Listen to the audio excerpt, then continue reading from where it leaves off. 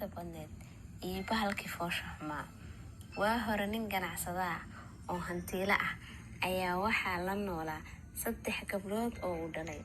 2 gabdhood ee waaweyn waxay ahaayeen kuwo naftooda wax kasta la jecel.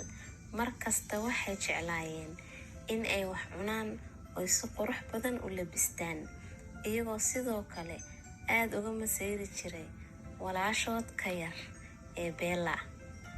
Bella waxay ahayd gabar da'yar, naxariis badan oo howlkar ah.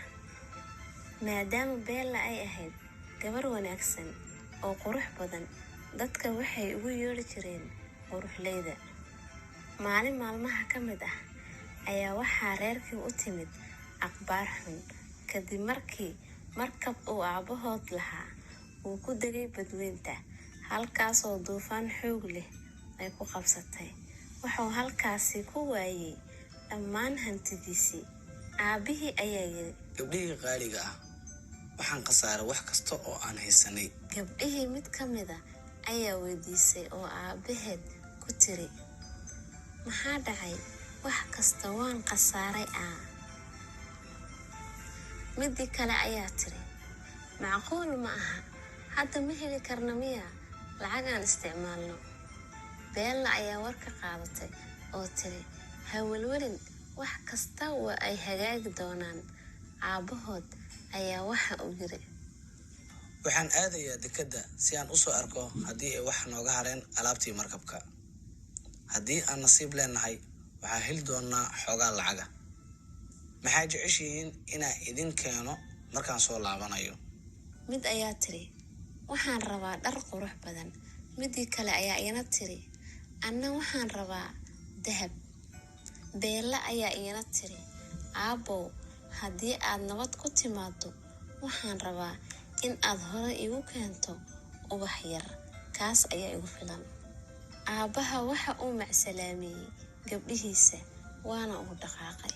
2 gabdhood ee waaweyn waxa kaliya ay ka cabanayeen ayaa ahayd sidii ay lacag ku heli lahaayeen, halka gabadha yar ee quruxda badan ay qabanaysay dhammaan hawsha guriga.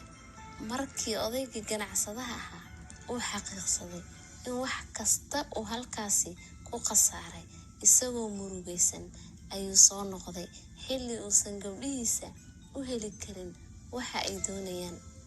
Nasiib darro ayaa odaygii ku dhacday kadib markii uu gobolkii ugu dhacay meel u dhow qasri ku yaala dhulkayn ah. Odaygii ayaa yiri, qasrigana ayaa ku leexanaya.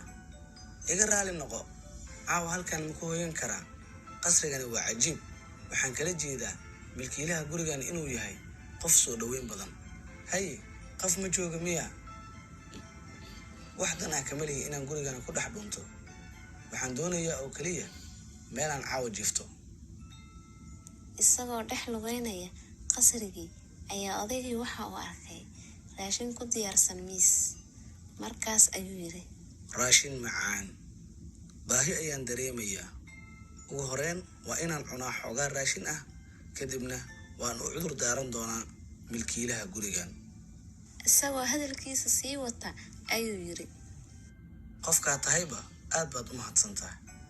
Markuu raashinkii cunay kadib, ninkii ganacsadaha ahaa waxa uu arkay qol nadiif ah oo uu ku nasan karo. Isagoo aad ugu soo daalay safar dheer, waxa uu isla markiiba la dhacay hurdo. Markii uu waagi bariyay ayuu hurdadii ka soo kacay, waxaana uu isku diyaariyey in uu dib ugu laabto gurigiisii. Waana uu ka dhaqaaqay qasrigii isagoo aad u faraxsan una mahadcelinaya milkiilaha guriga. Xilli uu ku sii dhex lugeynayay beer qurux badan oo ku taala bannaanka qasriga ayaa waxa uu soo xasuustay codsigii gabadhiisa ee ahaa in uu u keeno ubax qurux badan. Waxaana uu yiri, hagaag, ubaxan ayaan halkan ugu sii qaadayaa gabadheeda Bella. Waan hubaa in ay jeclaan doonto. Isla markii uu ubaxa goostay ayaa waxa uu maqlay guux weyn. Kadibna waxaa goobtii ka soo muuqday bahal weyn oo aad looga cabsado. Bahalkii ayaa ku yiri odayga, dhiiranaan badanida yaa ku ogolaaday inaad goyso ubaxayga qaaliga ah. Si wanaagsan ayaan xalay kuu soo dhaweeyey. Waad og tahay ayuu hadalkiisa ku sii daray. Ama sidan baad iga abaal dhacday. Waan ku iqaabi doonaa, ayuu bahalkii ku yiri odaygii isagoo qaylinaya.